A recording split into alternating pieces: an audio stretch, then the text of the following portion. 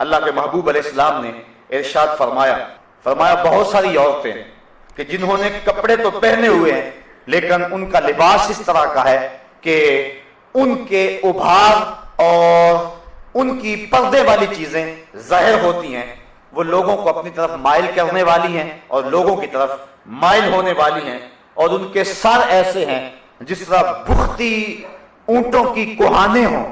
حضور نے فرمایا کہ وہ عورتیں کبھی بھی جنت میں داخل نہیں ہوں گی، بلکہ وہ جنت کی خوشبو بھی نہیں پائیں گی۔ اور احادیث میں آتا ہے کہ جنت کی خوشبو 500 سال کی مسافت سے آنا شروع ہو جائے گی۔ ابھی بندہ 500 سال دور مسافت پہ ہوگا کہ جنت کی مہک آنا شروع ہو جائے گی، لیکن جو عورتیں لباس پہننے کے باوجود بھی برہنہ رہتی ہیں اور جو لوگوں کو مائل کرتی ہیں اور ان کی طرف مائل ہوتی ہیں، اقبال نے کہا تھا نوجوانہ چو زنا مشغول تن از حیا بیگانہ پیرانے کہن، کہ میری قوم کی حالت یہ، آج سے 60-70 سال قبل اقبال نے کہا میری قوم کی حالت یہ ہے کہ جو جوان ہیں وہ اپنے تن میں مشغول ہو گئے، ہر وقت کنگھی پٹی میں لگے رہتے ہیں، ہر وقت وہ اپنے جسم کو سنوارنے میں لگے رہتے ہیں، جبکہ یہ وظیفہ عورتوں کا ہے، یہ مردوں کا نہیں ہے۔ لیکن بیوٹی پارلر پہ اب تو مرد بھی سج کے آتا ہے عورت کے ساتھ ساتھ۔ تو نوجوانہ چو زنا مشغول تن، تو اقبال کہتا ہے کہ جو مرد ہیں، جوان ہیں، وہ بھی عورتوں کی طرح اپنے تن میں مشغول ہیں۔ از حیا بیگانہ پیرانے کہن، اور جو بوڑھے ہیں وہ بھی حیا سے بیگانہ ہو گئے۔ ایک روایت کے لفظ ہیں، حضور نے ارشاد فرمایا کہ تم میں سے بہتر جوان وہ ہیں جو بوڑھوں کی پیروی کریں، اور بدترین بوڑھے وہ ہیں جو جوانوں کی پیروی کریں۔ جوانوں کو بوڑھوں کے نقوش قدم پہ چلنا چاہیے، لیکن بوڑھوں کو جوانوں کے نقوش قدم پہ نہیں چلنا چاہیے، بلکہ ان کو اپنے بڑھاپے کا حیا ہونا چاہیے۔ اگر بوڑھا بھی ہو گیا اور نظر کے اندر حیا پیدا نہ ہوا، قبر میں ٹانگیں چلی گئی لیکن نظر پھر بھی بدکاری کرتی ہے، تو اس سے جو ہے وہ بدبختی اور زیادہ کیا ہو سکتی ہے۔ میاں صاحب نے شاید ایسے لوگوں کے بارے میں کہا تھا، ہڈیاں کمبن گوڈے کھڑکن تے اڑ گیا لک تیرا، اجے بھی بدیوں باز نہ آئوں جیو مرد دلیرا۔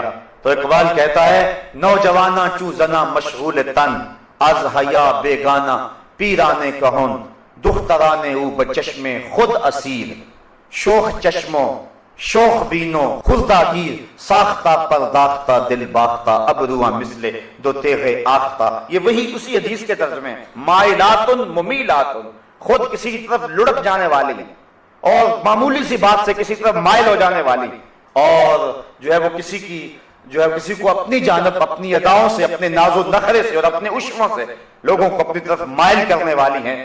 اور حضور نے ارشاد فرمایا کہ یہ عورتیں اپنے سروں پر اس طرح جوڑے رکھیں گی۔ دیکھیے حضور نے 1400 سال قبل ہی یہ بات بتا دی، جس طرح بختی اونٹوں کی کوہانیں ہوتی ہیں، اور فرمایا کہ یہ عورتیں ایسی ہیں جو جنت میں جانا تو دور کی بات ہے، جنت کی خوشبو بھی نہیں پا سکیں گے۔ آج اپنے لباس کو ترک کر دیں، آج حیا کی چادر پھاڑ کے پھینک دیں، جو کرنا ہے کر لیں، اس مغرب کے معاشرے کے پیچھے لگ جائیں، لیکن حضور کے اس فرمان کو نظر میں رکھیں کہ قیامت کے دن پھر کتنی رسوائی ہوگی ان عورتوں کی جنہوں نے حیا کی چادر کو اتار کے پھینک دیا۔ بلکہ آئیے ہم حضور کے دور کو دیکھتے ہیں۔ ابو داؤد شریف کے اندر روایت ہے کہ ایک خاتون کا بیٹا شہید ہو گیا کسی جنگ کے اندر، تو حضور کی خدمت میں وہ حاضر ہوئی، لیکن اپنے جوان بیٹے کی وفات پر اور اس کی شہادت پر حضور کی خدمت میں جب حاضر ہوئی تو صحابہ نے کیا دیکھا کہ اس کا پورا جسم جو تھا وہ پردے میں لپٹا ہوا تھا۔ تو بیٹے کی وفات پر باوجود کے دکھ اور تکلیف کی کیفیت میں بعض اوقات شرعی ضابطے لوگوں سے چھوٹ جاتے ہیں، لیکن اس نے اپنے پردے کا خوب اہتمام کیا ہوا تھا۔ صحابہ نے تعجب کرتے ہوئے، اور تعجب جو تھا اس کو تحسین کی نظر سے دیکھتے ہوئے، کہا کہ تو نے اس حالت کے اندر بھی اپنے پردے کا اتنا التزام کیا ہے؟ تو اس عورت نے جو جواب دیا وہ دختران ملت کے لیے کتنی روشن اور کتنی جو ہے وہ اجالے بانٹنے والی بات ہے۔ اس نے کہا میرا بیٹا فوت ہو گیا، میرا حیا تو فوت نہیں ہوا ہے، میرا بیٹا چلا گیا لیکن میرا حیا تو بھی باقی ہے۔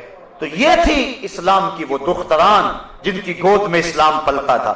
جب عورت پردے میں تھی تو وہ ایسے بچے جنم دیتی تھی جو قوم کی تقدیر کو بدل کے رکھ دیتے تھے۔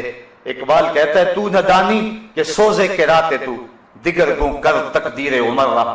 میرے قوم کی بہن تو نہیں جانتی کہ تو بہن ہو کے قرآن پڑھے تو عمر کی تقدیر بدلتی ہے، اور تو ماں ہو کے قرآن پڑھے تو بیٹا نیزے کی نوک پہ بھی قرآن سناتا ہے. آج اگر عورت سمٹ جائے تو معاشرہ پھیل جائے گا. میری بہن، میری بیٹی، تو نگار خانے کی زینت نہیں ہے، تو گھر کی آبرو ہے. تو مغرب کی ٹینوں نہیں ہے، تو مشرق کی بیٹی ہے. تو محافل کا حسن نہیں ہے، بلکہ تو چراغے خانہ ہے. تیرے دم سے کائنات کے اندر حسن ہے. مکالمات افلاطون نہ لکھ سکی، لیکن اسی کے شعلہ سے ٹوٹا شرار افلاطون. اسی عورت کی گود کے اندر اسلام پلتا تھا. جب مائیں ام الخیر جیسی تھی تو بیٹے غوث اعظم جیسے جنم لیتے تھے. جب مائیں مائی راستی جیسی تھی تو بیٹے بابا فرید جیسے جنم لیتے تھے. جب مائیں سیدہ فاطمہ تو زہرا جیسی تھی تو بیٹے حضرت امام حسین جیسے جنم لیا کرتے تھے. جب ماں قرآن کھول کے تلاوت کرتی تھی اور بیٹے کو لوئیاں دیا کرتی تھی تو بیٹے وقت کے بایزید ہوا کرتے تھے. لیکن جب مائیں ایک طرف بیٹے کو دودھ پلا رہی اور دوسری طرف تھرکتی ہوئی تصویروں پہ نظر جمی ہوئی ہے تو پھر بیٹے وقت کے بایزید تو نہیں ہوں گے، وہ اداکار اور ایکٹر ہی بنیں گے، وہ بے حیا ہی بنیں گے.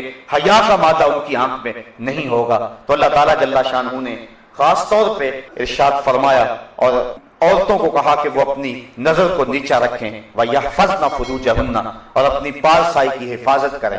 سب سے قیمتی جوہر کسی شخص کی آبرو ہے. اگر آبرو باقی نہ رہی تو کیا باقی رہا؟